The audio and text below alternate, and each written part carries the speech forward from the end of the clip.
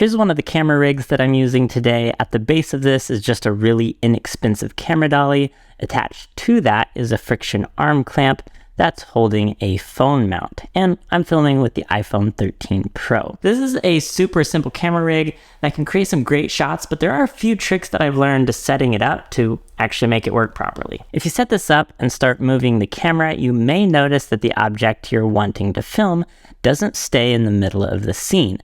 And even if you adjust it, as soon as you start moving the camera back again, it's gonna go out of frame again. The way you fix this is to make sure that both sets of wheels are set to approximately the same angle in opposite directions. Then draw a line out from the wheels. Where that line crosses is the axis point that the dolly is going to rotate around. So that's where you're gonna wanna place the object that you're filming.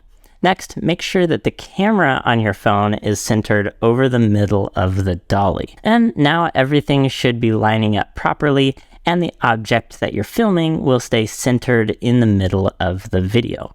I'm filming at 4K 60 FPS, that way I can slow the video down in post if I want to. I've also got this Ulanzi RGB light here to add some creative lighting to the scene, and here's some of the shots that I've recently filmed using this rig.